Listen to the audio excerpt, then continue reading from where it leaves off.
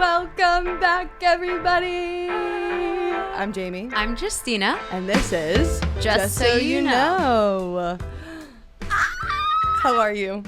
I'm a different person. You are a different shade, darling. I know. We have a lot of catching up to do. Lots of catching up. Today's going to be a very exciting episode, you guys, because we have some news. It's our last episode of the season, so we're wrapping up our season 1 of Just So You Know.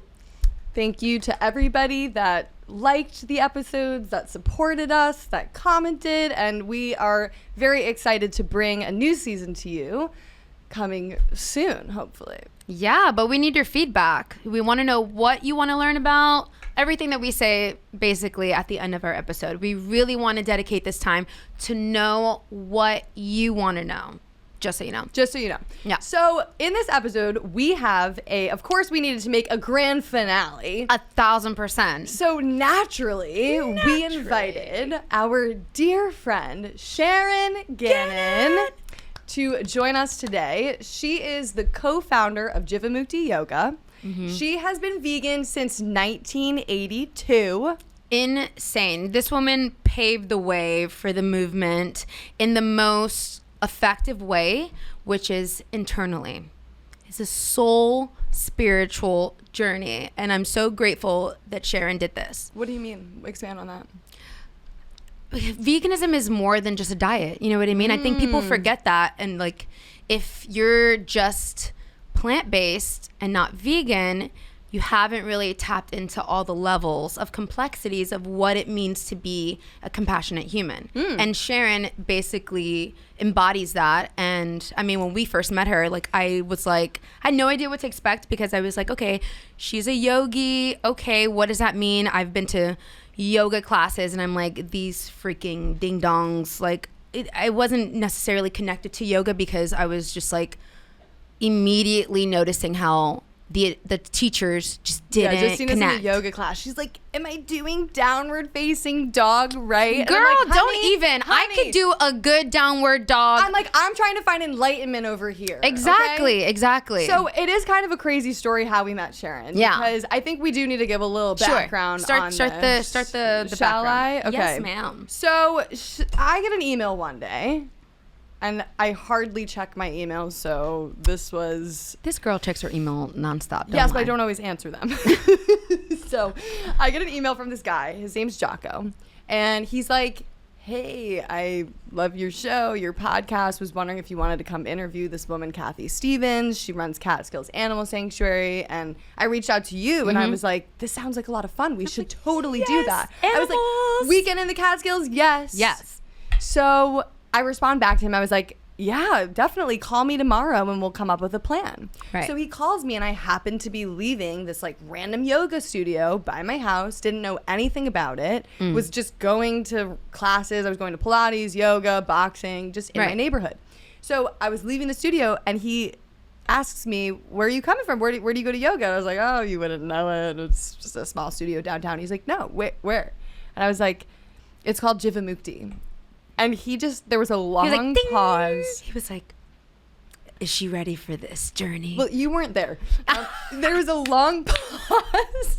I'm assuming the long pause was like, is Jamie ready to experience another level of enlightenment? It was just like the universe bringing us together. And he was like, I live with Sharon and David, the founders of Jivamukti Yoga. Crazy. And I'm like, no way. I was like, that's so cool. So let's do it. Let's do an interview with them too. Long story short, we go to film with Kathy Stevens. And then the next day, you and I went to Sharon and David's house in Woodstock. And I filmed a podcast with her. And it was just like a soul connection. 1,000%. Like, immediately. 1,000%. I was like, I've known this woman my whole life. Same. This is weird. Watching you host that podcast with her, like, you know, I was behind the camera. I didn't set anything up. I mean, it's me. I was just like sitting there listening. I'm lugging all my bags and I'm like, anyway, I'm petting her cat. She's holding the cat. I'm like, you know, I'm half asleep. I got this. As soon as the podcast started rolling and you were asking questions, I was just sobbing the entire time. Like it's been a long time, aside from you, that I've like met someone who I felt was speaking things from my mind or soul that like I've felt but wasn't able to communicate, or ever like thought that other people were feeling that way or living life that way. And I was like, what the heck? After the podcast, we ended up staying for like 6 hours. Holding hands, crying in the library, laughing, singing songs. It was quite the experience. Yeah. So we stayed in touch. Now we are having her on, just so you know. So you guys, too, can experience this incredible woman, Sharon Gannon. Before we invite her on, I just want to do a quick catch-up because I know you just got back from France. Yeah. How was that? Why are you looking at me like that? I feel like you're about to tell me a weird ass story after I talk. I am. I have a good story. She's like, let me let you talk so I can unleash this crazy story. France was amazing, but like most people say, I need a vacation for my vacation. I have this beautiful tan, but it was very difficult to be in France within the culture with a vegan curious boyfriend with a non-vegan family who holds on to their culture. But I was very surprised when I would go to the grocery stores. There were a lot of vegan options. Good. Not as many as one would like to be represented for 3 weeks, because I found myself eating the same shit all the time, but I didn't care. But it was really difficult to yet again watch someone who I love, who I've brought around other people who are very enlightened, very knowledgeable in every aspect of why veganism is the righteous way, righteous path to walk on. And he dwindled away. He was strong at first, like he was defending veganism. Yeah. And I was like, yes, babe, holy shit. And like he felt the cultural like difference, and he was like, wow, I think I'm getting like a cultural shock with my family. Like there's a big difference. And he was defending veganism, but slowly but surely the man freaking gave up on his morals. Sorry, babe, love you, but damn, disappointed. Yeah, I think that it's a very tough situation you were placed in. It was so hard. But I stood up. I battled it out with his family for a lot of the time. This episode is so necessary. And I think that those people listening, hopefully after today, you will be able to take something away that will help you to deal with situations like that. Right. It's very, very hard. I was in Seattle for a week. I was traveling. I was in LA as well. And I have to tell you this funny story because it's such a me story that this would only, I feel like, happen to me. So I was traveling for a couple weeks. Right. As you do. I travel with a little carry-on, but I try to fit as many things as I can into the carry-on, naturally. I'm like, oh, I don't know where this is going. Go ahead. How much could I get in there, right? Right. So I'm boarding the plane. I have my bag, and it's looking quite large. And they're making people gate check the bags. Oh, so, no. Normally I wouldn't have a problem with this, but it looked like the zipper was going to explode. So I said to Satya, maybe I should write my name on the bag. Did you put a Just So You Know sticker? Well, I had one. I turned to this man that was next to us. He was in a uniform. I said, hey, do you happen to have a pen? I just want to write my name in case my bag explodes. Oh no! Why would you looks at use me. the word explode, you ding dong? You're at an airport. What the heck? He turns to me, he's like, why would your bag explode? Oh shit. And I'm like, no, it's not like that. Trust me. I'm like, it's just really full and I'm afraid that the zipper's gonna come undone. And he just like slowly hands me the pen. And he's like, here you go. And Satya starts backing away. He's like, I'm not associated with this woman. I'm not with her. Yeah. So anyway, so when we got on the plane, Satya's like, you really shouldn't use like terms like explode, Duh. And I'm like, I know. It was a me moment. You are so silly. Turns out that man was the captain. Shut up. He was the pilot. He wasn't in uniform? He was in uniform. You didn't make that connection in the moment? He could have been a flight attendant, but either That's way, true. I didn't think. When I'm saying explode, I wasn't thinking of like having a bomb in my bag. Well, I'm glad your luggage didn't explode. woman. Me too. It came in one piece, thank God. Did it get checked? It got checked, Okay. and my name was on it, but Drew gave me a new suitcase, so I'm back in action. Oh, no yeah. explosions happening anymore. Okay, so guys, now the moment you have all been waiting for. You're being blessed. Our special guest, Sharon Gannon, artist, musician, dancer, poet, yogi, Writer. painter. I mean, she's a little bit of a Renaissance woman, so Yeah. it's hard to Define. break this down, into one sentence. Right. So we're going to have her on, and we're going to talk about spiritual activation and yoga and how we can be better activists through kindness, compassion, and also live a life where we have joy and happiness most of the time, as much as possible. As much as possible. Okay, when we come back. Bring her on. All living beings are earthlings. We are one animal among many animals. Right.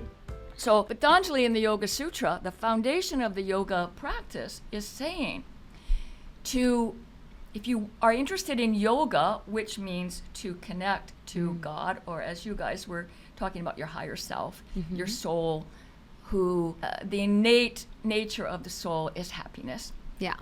good mood. Good vibes. Well, if you want that, then your relationship to the earth and all other beings should be mutually beneficial. Right there, just so you know, I rest my case. There's an argument, there's a conclusive argument for why a yogi should be vegan. But how are there so many yogis that are not vegan? I don't know. But I do know that for me, then I realized that I could use yoga as a platform for animal rights activism and veganism. Wow. And that is why I decided to teach yoga. Did you find when you began Jivamukti Yoga, people having that confusion as to why they needed to be vegan if they wanted to practice yoga? Yeah, like what were the challenges you faced with people at the teacher trainings? My job was as a teacher. A teacher, I feel, is a communicator, Right. not a professor. So to communicate, you have to have a good relationship with the person you are speaking to, Right. right? And if you see that person as cruel, unkind, ignorant, a meat eater set in their ways, so many negative projections, Right. how are you going to have a good conversation? Right. How are you going to be able to truly communicate? So I realized early on that advocacy with hate or negative judgment is not so effective. Right. But also, this being said, I think that this is a really important point in acting from a place of compassion, but also recognizing that, like, we don't need to let people off the hook either. So Right. when you're Yeah. speaking with them, you don't have to be a pushover and be like, yeah, whenever you want, at your own pace, or No, yeah, that is not what I am Right. talking about. At all. at all. Yeah. Right. Just so you Justina. But the point is, it's an essential idea that if you want somebody to become more compassionate, to become a kind person, a person who doesn't eat animals, a person that doesn't support any kind of cruelty or exploitation towards animals, then it's your job to see them like that. Because if you cannot see them, or at least see the potential, if you cannot see them like that, how dare you expect them to be that way? Because you yourself can't even see that. It's so true. You're seeing them as a bad person, Right. as a cruel person, as an ignorant person, or whatever negative label you weak want. person. I have compassion, and I have understanding that sometimes it comes from within. That person has to make that choice and feel safe and make those connections internally in order for true change within that person to be had. But I lose my Except patience. when it comes to Antoine.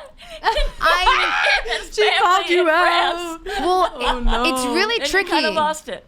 Yeah, right? I did lose it because I see this individual making those connections, yet then feeling like it's too hard, or it's part of their culture, or like, oh, you see me as a bad person, you're no better, and then I lose my Bob, as you say, and I feel defensive. Bob is good mood, by the way. Good Bob mood means the ultimate good mood. Right. And it is innate within us. Right. This is a yogic teaching. It's difficult to be in a good mood when you find yourself having to re-teach over and over again. I find myself losing hope, because if the people closest to me can't hear my heart, see the hearts of these animals, then I kind of get discouraged from about strangers actually making that connection. Well, there is another practice in yoga called satsang. Satsang? Satsang. Satsang. It means good association. Right. Okay. It means kind of like what we're doing now. We're hanging out with like-minded beings. Right. Right. We're everybody here, we are committed to animal liberation. We're against enslavement of other beings. 100%. We're vegan, Yeah. right? So if you and Antoine had visited the Jivamukti Yoga Center in Paris, and you had the good association there, Right.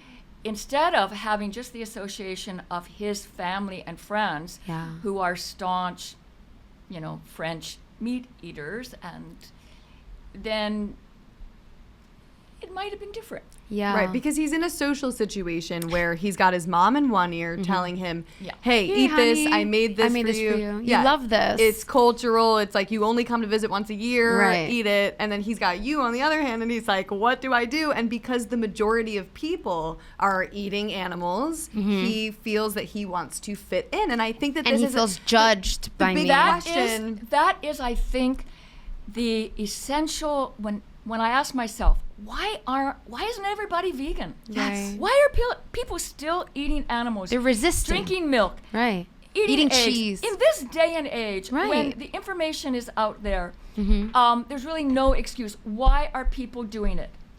Because most people are doing it. Right. And so Isn't that crazy? they want to fit in. Crazy. They want to be normal. Right. They, a lot of people just don't have the courage to be different. So what we need to do is convince the majority of people to be vegan. And how we do that is so important, because that could literally mean life on Earth or not. Exactly. Yeah, peace on Earth or not. Peace, on Earth but life for on everyone, Earth. The you know? planet Right. cannot sustain itself any longer with the system that we currently have in place. So it's either like we get it together, we Right. all go vegan, and we realize we can do this together as a culture, as a society. I know. But also, the change starts with us as individuals. Right. I think So why do people care so much what others think about them? Yeah, I what really makes don't us know. different? I don't know. It's so frustrating. So back to yoga. I mean, yoga is essentially about improving your relationship with the earth and all other beings. Right. And to quote my dear friend, my hero, my mentor, Ingrid Newkirk, most people, their relationship to animals happens 3 times a day when they eat them. Right. And that is a terrible way to define a relationship. Yeah. That is not a relationship. Yeah. But it is. Well, that's not a mutually beneficial relationship. Yes. You see? Yes. So that is you could say an unyogic. It's not going to lead It's a you to toxic enlightenment. relationship. Because yoga Toxic, for is sure. about enlightenment. Enlightenment. And as a kid, you actually remember hearing "Thou shalt not kill," right? Why don't you tell us about what your mom said? Like you, Justina, I went to a Catholic school, and catechism class was a big thing. And I remember, I think it was in 1st or 2nd grade, learning "Thou shalt not kill." Right. And I went home and I said to my mother, Mom, we can't kill animals. We can't eat them. Yeah. Like I don't know how I had made the connection with, the hamburger was an animal that was killed. And so I said, we can't do this. We can't do this. And she goes, if that's okay, honey, they're raised for it. Yeah. And that was very confusing in my little mind. Right. It took me many years to kind of try to Understand that. that. What made sense to me when early on in my teenage years, when I came across yogic books about yoga and scripture and Sanskrit literature, that there were similar things that I had known from my Catholic upbringing. Right. The commandments, the do's and don'ts. But there was something different in how they were presented in these much more ancient texts. There was an upside expressed, meaning that it wasn't just don't do this, don't do that, don't do that. Fear-based. But it was like, this is what will happen in your life if you do practice ahimsa, if you do stop harming others. Right. And so the yogic teachings say, if you stop harming others, others will stop harming you. So I didn't learn that in catechism class. Right. It's all fear-based. Like, don't do this, don't do that. Yo, go to hell. Yeah. You go to hell. Right. Yeah. And so here was an incentive, a positive incentive. Right. And so each one of these yamas, it has a positive incentive. If you practice not lying, if you practice telling the truth, then guess what? You'll be able to say what you mean and to mean what you say, and people will listen to you. Right. You kind of delved into this on the podcast episode that we did a few months ago, where I asked you, like, what do you think are some of the most effective things that we can do as activists to get the vegan message out there? So you're saying act from a place of compassion is one, right. But what is something else that we can do to really get the majority of people on our side? To normalize it. Right. Act as if it already is. You know, the cliche, be the change you want to see. Right. Fake it till you make it. Yeah.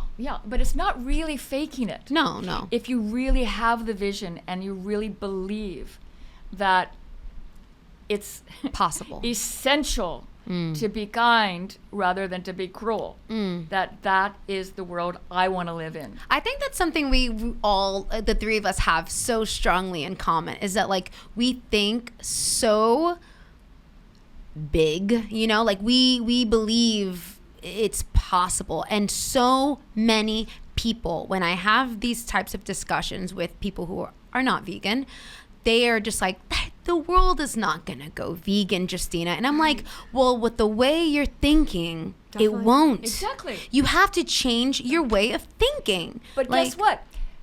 Not only having discussions like this with vegans, but right. I've had discussions with other... No, not just having... Wait, what am I... With non-vegans. With not just having non-vegans, this conversation with non-vegans. Having the discussion with vegans, it's the same too. A lot of vegans. Yeah. We're not going to change. They're not going to change because they want to hold on to the other non-vegan as this bad elite person because they want an opportunity to vent their anger and their frustration. You had a childhood that, you know, you traveled a lot, you're writing a book right now all about it, and so as a child, like, you went through these experiences that I guess weren't so pleasant. Yeah, at times. As most of us experience. Yeah. And so I fell into the trap, just like most of us human beings do. Seeing myself as a victim and dividing the world into good guys and bad guys. Right. And of course, I was the good guy. Duh. And a lot of adults around me were the evil stepfather, the evil step grandmother, the bad guys, right? Right. And it wasn't until I had the rude awakening that I don't have to be a victim. Right. You know, I could rewire my brain. Right. I could redo my whole personality. Just a shift in perception. What does magic mean? Magic is something that happens when you do shift your perception. then there's infinite possibilities, Right. and that's magical. Yeah. When you can see infinite possibilities instead of just the narrow, so-called normal situation. Okay. Okay, well, I appreciate that, and I think it's like, you know, we're constantly working on ourselves, constantly 100%. trying to learn and to do better. And Right. I'm so curious your thoughts on how we live in this life, how it might affect us later on or in another. Like, what are your thoughts post this physical body? In this dimension. In this dimension where the three of us are here today at Gotham Podcast Studio, what happens beyond? Yeah. Wow. So many mysteries. That's a hard question. But I feel like you know the answer. How can we even begin to understand a fraction Right. of a fraction of a fraction of any of those mysteries? Yeah. And what happens to us after this life is one of those intriguing mysteries, isn't it? But I do know one thing. It's like, what's happening in this life? Right. And it seems to me that what we do in this life must have some connection, because what we do 1 minute has a connection to what happens the next minute. So Yeah. why would it cease? Right. You know, time keeps going. So unless we are out of time and out of space. And let's figure that one out when we get there. Yeah. You Yeah. know? But right now we live in this relative world and Yeah. this relative dimension where there's a me and there's a you and there's a you and there's our viewers. We can't see them, but we assume they're there. We feel them in our hearts. We do. Yeah. We do. I'm- And in So the you know. views. And in the views. Yeah. So what I have learned is that how we treat others will determine how others treat us. Right. How others treat us will determine how we see ourselves. Mm. And how we see ourselves will ultimately determine who we who really we are. Right. So it really doesn't matter if somebody tells you you're already an enlightened being. Right. You know, you're the most beautiful person in the world. Unless we believe it ourselves, Yeah. it's like, that's very nice, thank you. Right. Right? Right. But so how do we start? We start with the first part of the equation. How we treat others will determine how others treat us. So treat others as you ultimately treated. want to be seen Yeah. by yourself. Right. It sounds so So- simple, yet people have a really hard time doing that. And I think you, yet again, you nailed it. Like, there's a lot of I lack disagree. of self-love. I have pushback on Really? this a little bit. Let's hear it. Okay. Let's hear it. Because you look at people that are super wealthy, super rich, that seem to have it all, that eat animals and that treat others like absolute garbage. Okay. And they have so many good things coming to them. But they're How- miserable inside. Maybe. 1,000%. Okay. Maybe you're not. right. Maybe not. I though. don't know. I guess maybe not. But how is that then possible with that Right. being said? Okay. Look, once again, I don't have all these like cosmic You answers to the don't? cosmic What questions. the? Get the heck out of here. Just so you know. Just so you know. But it seems to me that they must have done some good things. And they they're they forgot reaping- who they are. They're reaping the benefits of those good things that they have probably done in a previous life. Okay. And just like a lot of us, when something good happens to us, sometimes we forget to share the Right. goodness. That's true. It's like, oh wow, finally something good for me. Right. And We hold on to it. I hold on deserve to it. this. I and- deserve this. Right. I've been through so much. Right. Okay, but what if when something good happens to us, we realize or remember it's because of a past karma that's just Coming bearing back. fruit right now, and we better keep putting money The in our seeds bank back. account, Yeah. you know, and not Right. because yoga teaches that any good thing that happens to us is expensive, meaning comes it- at a cost. it costs a lot of good karma. So Okay. what you do is if something good happens to you, keep doing Good. nice things Right. to others. Keep, sharing the love.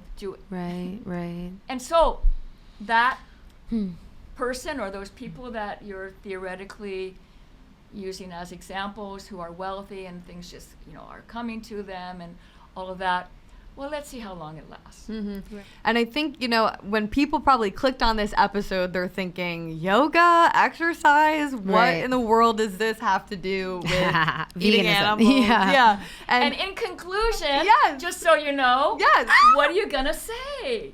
It has Everything. everything to do with finding peace, love, and joy and spreading that to others. Right. And that is what yoga is. Practicing yoga is coming, as Jamie said, from a compassionate place. And so as vegan activists, yes, it's essential that we're motivated because we have compassion for the animals. Right. But can we also have compassion for the person eating animals, for the person abusing animals? That is the real challenge.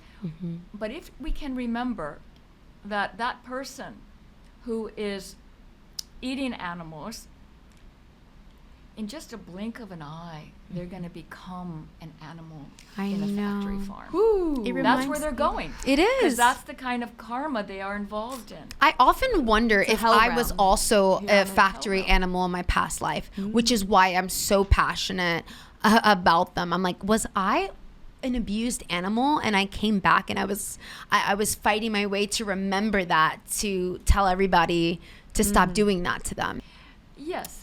And I hope that our viewers don't take away from this talk that we've been having an idea that karma will mean that, it's the animal's karma then that they're A lot being of people say that to me. abused. They're like, Justina, it's okay. Maybe this animal was an abuser in the past. And I'm like, and that they were a terrible person. Right. And so now they're getting retribution. Right. They're ending up like that.